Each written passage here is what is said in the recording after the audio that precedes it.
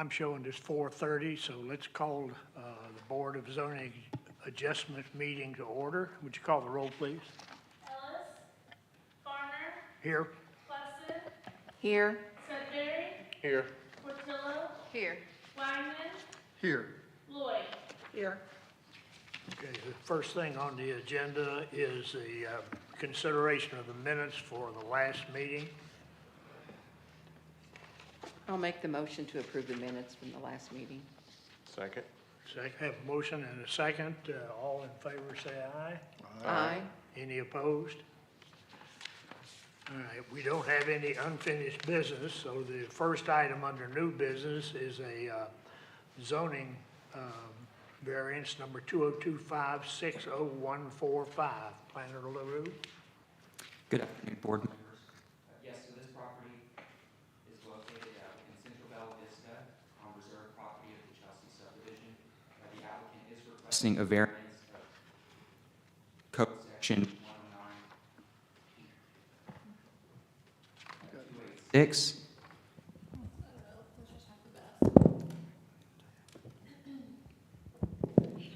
So the applicant is requesting a variance of code section 109.286 to allow for an unpermitted monument sign within the P1 zone. The new sign was built without a permit by the city and had replaced a previously legal non-conforming monument sign. The sign area measures 78 square feet, utilizes the same footprint as the previous, and is internally illuminated. A notice of violation was sent out to the property owner on May 14th, stating the reasons for the violation, and a variance request was subsequently filed. Riordan Road is classified as a minor arterial per the master street plan, connecting Chelsea Road with Bella Vista Way. Adjacent land uses include low to medium density residential as well as neighborhood commercial. Staff finds that the city established conservation zone is not compatible with the historic use of this property and the surrounding land uses, thus presents a hardship not of the applicant's actions. Strict enforcement of the ordinance would deprive a non-residential use of signage capabilities. However, a variance would allow a non-residential use to have a sign that does meet the spirit and the intent of the ordinance, so long as the applicant does meet the landscaping requirements. There was no public comment at the time of this report, and all legal notifications have been met. Staff is recommending approval so long as that we confirm that the sign is not located within the right-of-way and they meet the landscaping requirements. Any of the commissioners have questions of staff? Okay, is the applicant here? If you would come forward and state your name, and if you want to add anything to what the staff said, you have 15 minutes. Yes, sir. I don't have anything to add. My name is David Brown. I'm the executive pastor at New Life Christian Church. It was an error by our sign company, basically, and we asked them to ask for the permits. I thought they had the permits, and they didn't submit it. I guess they got a verbal from the company or from the city or whoever approves those things, and so we paid them to do that, and they didn't get it done. And then we found this zoning violation was mailed to us, and we were like, we better get on this really quick. So we didn't change the footprint of the sign or anything like that. That current sign had been there for 30 years. So we basically replaced a sign in error, didn't understand the rules or the zoning that we were under at that time. So. Okay. Do any of the commissioners have questions of the applicant? Okay, if you take your seat, we'll have a public hearing on this. If there's anybody in the audience that wants to address this specific issue, please come up and state your name and address, and you'll have 5 minutes. All right, seeing none, we'll close the public hearing on this. Do I have a motion to? I'll make a motion to approve the variance. Second. We have a motion and a second to approve it. Call the roll, please. With staff's conditions, or? Yes, with staff conditions. I'll amend my motion. Farner, Yes. Portillo, Yes. Wyman, Yes. Lloyd, Yes. Plessy, Yes. Sudbury. Yes. Your zoning variance is approved. All right, the next item is a zoning variance number 2025-60330. Planner LaRue. All right, so this property is located within western Bella Vista within the Suffolk subdivision. The applicant is requesting to allow an existing 6 to 8 foot wood privacy fence on their adjoining lots. The applicable code section is 109-248B2, which does require that fences within the front yard shall be limited in height to 3 feet. A notice of violation was sent to the property owner May 14th stating the reasons for the violation and the applicable code sections thereof, and a variance request was subsequently filed. Haverville Drive is a dead-end cul-de-sac labeled as a residential street per the master street plan and is within a low-density residential area. Staff finds that the placement of the fence is forward of the primary structure and is a result of the applicant's actions. Any fence at this location should be reduced in height or align with the front of the primary structure. Enforcement of the zoning ordinance would not cause undue hardship and would keep with the spirit and intent of the R1 district. Staff also has visibility, safety, and maintenance concerns due to the proximity of the tall fence near the city right-of-way. There was no public comment at the time of this report, and legal notifications have been met. Staff is recommending denial as we did not find that analysis did not meet all 3 requirements. Do any of the commissioners have questions of staff? Go ahead. Sorry. Do we have a fencing setback from the right-of-way? Front yard, any fence that's forward of the front plane of the primary structure becomes the front yard, and it's limited in height to 3 feet. Right, so if this fence was 3 feet, would there be a setback requirement from the right-of-way? only if there's a driveway and there's a side triangle distance. Okay, that's my question. Thank you. One more. The drainage easement, is there anything in that easement? Is there any structure, pipes or anything, or is it just to accommodate the ditch that's in front? They've not disclosed any to us. I'm unsure if there's any, or if there's any present utilities, other than the overhead line that's shown on there. Our code does allow fences in the drainage easement so long as it does not impede drainage or direct it onto their neighbors. Okay, thank you. Okay. Any other question from the commissioner? Is the applicant here? And if you are, would you come forward to state your name? And you have 15 minutes. My name is Heidi Jones, and this is my husband's Alan Jones.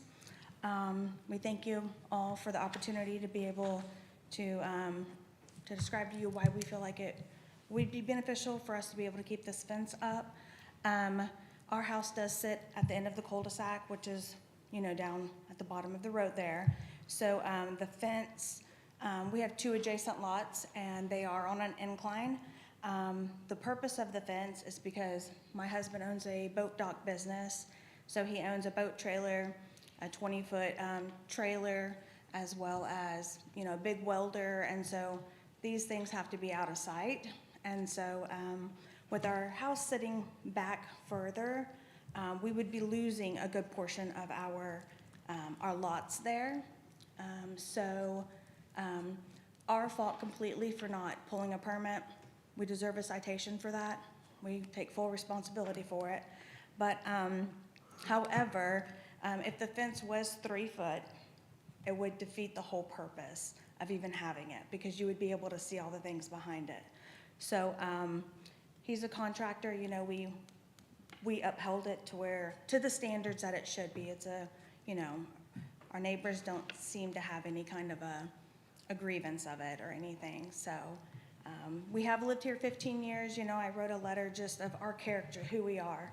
We've never been cited for anything, but basically that's what I have to say about it. Just where our house is, and if we back it up, it just is, we're losing property, and then if it's a 3-foot fence, there's no way it's going to even serve a purpose being 3 foot. Do any of the commissioners have questions of the applicant? I have one. Yes, When sir. was this fence put up? It was the summer. Yeah. It was summertime. This summer, yes, sir. Okay, so all right, that's all I have. Yeah. All right, if you take your seats. I'm sorry, Thank I you. have a question. Oh, Yes, yeah, sir. I'm sorry. Part of it is 6 foot, Yes, and part ma'am. of it is 8 feet? Yes, ma'am. The back corner there, that is 8 foot, and then that first part is 8 foot. But as the road starts to go down, the land, so he dropped it down. Okay. And another part of the violation was it wasn't connected to the house, the adjacent, which we of course do intend to do that as well. His company, we really just started collecting a lot of trailers and such like that we needed to get something put up, so, yeah. Okay, any other questions? Okay, if you take your seat. Thank you. Thank you. We'll now have the public hearing on this variance request. If there's anyone in the audience that wants to address the commission about it, please come forward to state your name and address, and you'd have 5 minutes. All right, seeing none, we'll close the public hearing. Do I have a motion? Are we going to have a discussion? Oh, I'm sorry. Would you like to? Yes. Well, I just want to remind everybody that we have 3 criteria that have to be met in order to approve a variance, and this particular situation does not meet those 3 findings necessary for a variance. Okay. Just for the record, let's say what those 3 requirements are. That strict enforcement would cause undue hardship, that the circumstances do not result from the applicant's action. In this case, it's clearly the applicant's action, and that the granting would be in keeping with the spirit and intent of the zoning ordinance, which the granting would not be. Just so that everybody knows. Yeah. Okay. Any further discussion? Do I hear a motion So moved? to approve it? Yes, to Okay. approve the variance. All right, do we have a second? Second. Okay. Would you call the roll, please? Portillo, No. Wagner, No. Lloyd, No. Plesson, No. Sudbury, Yes. Farner. No. And the zoning variance is not approved, and you can get with the staff and work out what has to be done. Okay. The next one we have is a zoning variance number 2025-60320. Planner Grady? Good afternoon, Board. Thank you. This property is located in the western area of Bella Vista city limits along County Road. Section 109-166C4C2, which requires non-residential accessory structures to be located behind an accessory structure building setback. And also Section 109-166C4C3 states the building footprint area for all non-residential accessory buildings shall not exceed 1,200 square feet. The applicant is requesting a variance for 2 proposed and 1 existing structure that exceeds a cumulative footprint of 1,200 square feet or more, to be located forward of the accessory structure setback on a lot that contains 4+ acres in the residential estate. This specific property has 19 acres. This request is to reapply for a previously approved zoning variance request from 2024. They're here before you today because their approval expired in May of 2025. County Road is labeled a subcollector per the master street plan. The single-family dwelling, the proposal includes a single-family dwelling, 912 square foot non-residential structure, and a gravel driveway were built prior to the city being established by the previous owners. The applicant proposes a 1,200 square foot structure for private use, such as tractors, and 1,900 square foot structure for hobby woodworking, which is a permitted use by right. The 4,812 square foot cumulative footprint does exceed the limits set by the code. Therefore, the applicant is requesting a variance of the accessory building setback for utility and tree preservation. The dwelling faces west, with utilities being located behind and to the south. Without the utility relocation and tree removal, meeting the setback requirements would be difficult. Based on the analysis above, staff recommends approval of this request so long as the applicant follows the approved plans within this application. And then the sidewall height will have to comply as well. Yes, I believe those measurements were sent to us in an email. The sidewall did not exceed, what was it? It's in the packet. 15? We have a staff note in the packet for you guys, just noting the sidewall of one of the structures. And I believe the staff note that was put on there shall comply with the sidewall height or seek an additional variance. That is correct.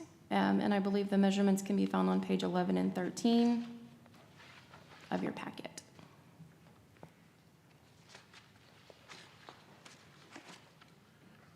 Do any of the commissioners have questions of staff? Yeah, you mentioned that, oh, go ahead. I mean, this is kind of a weird layout. How did you determine that it's what the front of the primary structure was? I believe the front of the structure or front of the property was established previously. They're literally applying for the same exact thing as what was approved before. Yes, that is correct. Oh, okay. Yep. I don't know. I can't see where the front is, but, Yeah. okay. Just because it's a weird layout. Yeah, and we did confirm, making sure that none of the other accessory structures had cooking abilities, things like that, so that way they weren't violating anything. But we did also confirm there are no changes from what was previously approved by this board last year. Okay. I'm sure y'all talked about this in work session and I wasn't here, so, thank you. We don't have Any work further sessions on questions of staff? Do what? Oh, we don't have work sessions on variances, so you Oh, didn't miss that's right. anything. Yeah, well, see, that proves I wasn't here, so. All right, is the applicant here? If you state your name, you have 15 minutes. Ryan Faust, we're the architect of record for the project, helping the owner.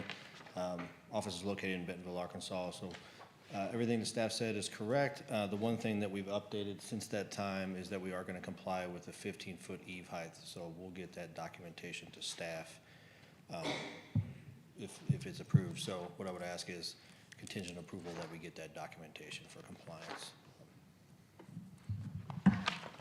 Hey, does anyone have questions of the applicant? All right, if you take your seat, please.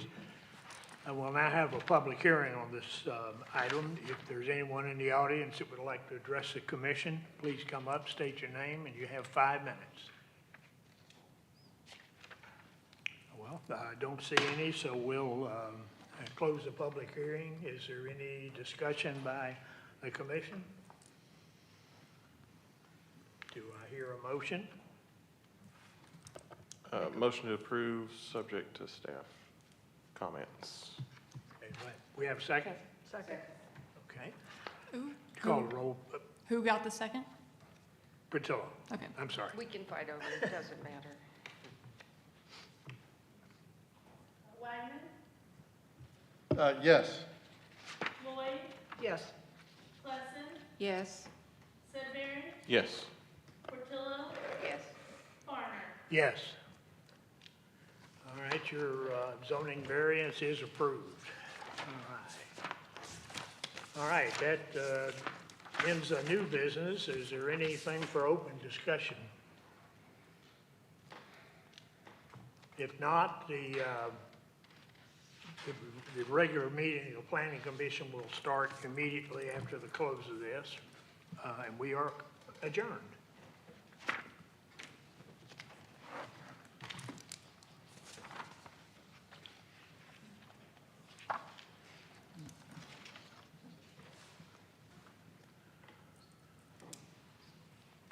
I want to call the regular Planning Commission meeting for August 11th to order. Would you call the roll, please? Ellis, Farner, Here? Plesson, Here. Sedbury, Here. Portillo, Here. Wagner, Here. Lloyd. Here. Okay, we'll now have consideration of the minutes from our July 14th meeting. I'll make a motion to approve the minutes. Second. All right, We have a motion and a second to approve the minutes. All in favor say aye. Aye. Any opposed? Minutes are approved. All right, this is a point in the planning commission where we have a chance for the public to address the commission on any items that are not already on the agenda. So if anybody would like to speak to the commission, please come forward and state your name. Okay, we'll close the input. Go to unfinished business. First item is waiver 202560319, Planner Hyatt.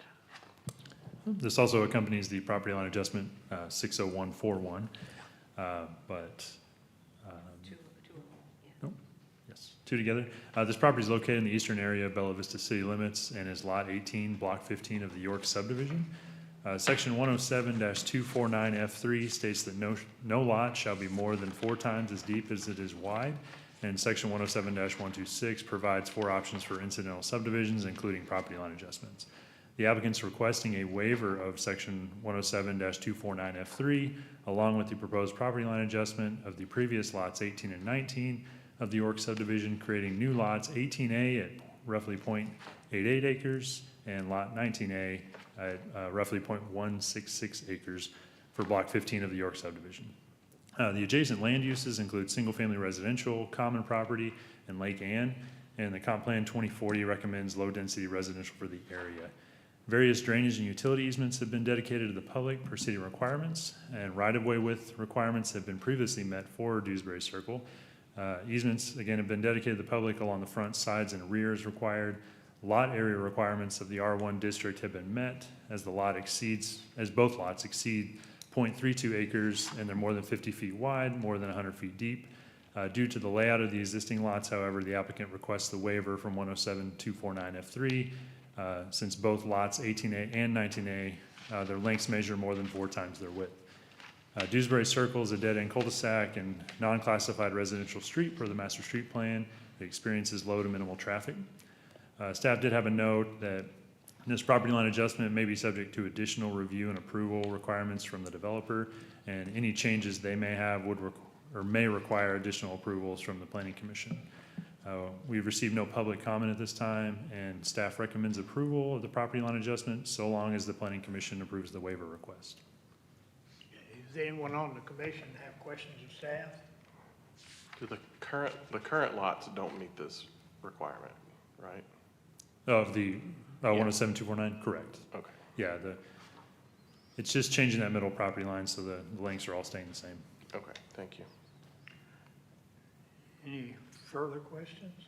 Is the applicant here? And if you are, would you come forward and state your name? And if you'd like to add anything to the staff comments, go ahead. Brendan Hayes, and nothing to add. We feel like we're basically flipping with that middle lot, so we're not really changing anything too much, so. Okay, anybody on the commission have questions of the applicant? Okay, thank you very much. All right, I think we have to vote on the waiver separate from the lot adjustment. So do I have a motion on the waiver? So moved. Second. Okay, call the roll, please. Lloyd, Yes. Plesson, Yes. Sudbury, Yes. Portillo, Yes. Wagner, Yes. Farner. Yes. All right, the waiver is approved, so now we deal with the property line adjustment. And I think staff's already covered it. Does anybody have any questions about it? Do I hear a motion to approve it? So moved. Lloyd, motion, Second. second. Portillo, call the roll, please. Plesson, Yes. Sudbury, Yes. Portillo, Yes. Wagner, Yes. Lloyd, Yes. Farner. Yes. Okay, the line and the property line adjustment and the waiver are both approved. All right, the next item on the agenda is a public hearing on a proposed ordinance. Director Robertson? Okay, at the request of Mayor Flynn, the recommendation of our staff attorney, we are proposing a permit requirement for small cell towers. These are most commonly identified as monopoles along the road. Sometimes they're metal, sometimes they're wood, sometimes they're a different, more blending material that the city requires through an ordinance like this. We currently do not have one in our current code, nor does our proposed code have a section for it. So this is written as if it is going to be accompanied into our new code. So 109-032 miscellaneous uses is in our proposed code that is currently in consideration with the city council. Item G or provision G does not exist, so this would be a new provision to that section of code. This would basically require a permit for any small cell tower that's 50 feet or less. That's the most common height for these small cell towers. They're typically for cell phones, cell phone providers to reach valleys or crevices that their traditional towers of 199 feet or less do not reach. The state law requires that we have a specific ordinance that is for small cells. We already have a miscellaneous miscellaneous facilities for communications towers, but it cannot apply to small cells because of the state law. And so that is what we're proposing tonight. It is a permit requirement, and as well as aesthetics requirement. We are proposing to require that it is blending into the area around it and that we have some natural appearing finish on the pole itself. We're asking if they can, we're not requiring it, that they co-locate so we don't end up with multitudes of small cells within the right-of-way in a specific area. And then, of course, safety concerns such as site concerns in the right-of-way, preventing them being so close within intersections, et cetera, and things like that. If you guys do recommend approval to this to council, this will go forward to council as an ordinance with a supporting resolution to set a fee for the application schedule, since it doesn't exist. There isn't one right now. Other than that, I'm happy to take any questions. Will you elaborate on the co-location language? We are advocating for first exploring co-location, or we are against that? We are asking them to co-locate if possible. Excellent. Right now, we don't have any that I know of that exist within our city limits. The conversation is starting now with cell phone providers, and so that is what is causing this need today. We don't have anything to require a permit, and so it's kind of highlighted the lack or missing piece to our ordinance as of late. So Which piece is that? 6A? Where oh, is it? this whole thing. This whole thing. Yeah, that was going to be my question. I thought I remembered you saying we don't have any right now. We're preparing for future. Correct. And as development continues and as our population grows, as more cell phones are in our city limits, and we are not a flat city, we are preparing that these will probably exist. So Now, to put any of these in, it would require a permit? yes, it would require a permit from city staff. Okay. Any further questions? Where are we getting the language? This was referenced heavily off of Fayetteville and Springdale's existing ordinance, and then, of course, the state law. Yep, good, thank you. On this page here, under placement, it says 18 inches from the road surface. Is that like a standard? It is a standard, and it's actually, I always thought it was Bella Vista's own unique standard to our city equipment, but the other cities as well, because that's what our overhang is off of our street maintenance, our sweepers, and our ice scrapers. But it turns out it's actually a standard in other cities, so kind of learned something as I did this. Okay, if there's no further questions, we want to have a public hearing on this ordinance. If there's anyone in the audience that would like to address the commission about it, please come forward and state your name. Okay, any more discussion on it? Then, do I hear a motion to send it to the council? I'd like to move that we approve and send this to the council. Okay, do we have a second? I'll second. Second, Classen, would you call the roll, please? Sudbury, Yes. Portillo, Yes. Wagner, Yes. Lloyd, Yes. Plesson, Yes. Farner. Yes. Okay, send it to the commission, to the city council. Next item is any committee reports. Do we have any? None at this time. Do we have anything for open discussion? Oh, it's quiet today. Okay. Announcements. The city council work session will be Monday, August the 18th at 5:30. The city council regular meeting will be Monday, August the 25th at 6 o'clock. The Planning Commission work session will be Thursday, August the 28th at 4:30. The Board of Zoning Adjustment meeting will be on Monday, September the 8th, immediately at 4:30, immediately followed by the Planning Commission. We are adjourned. Thank you. It Crazy seems as like that. it was just summer.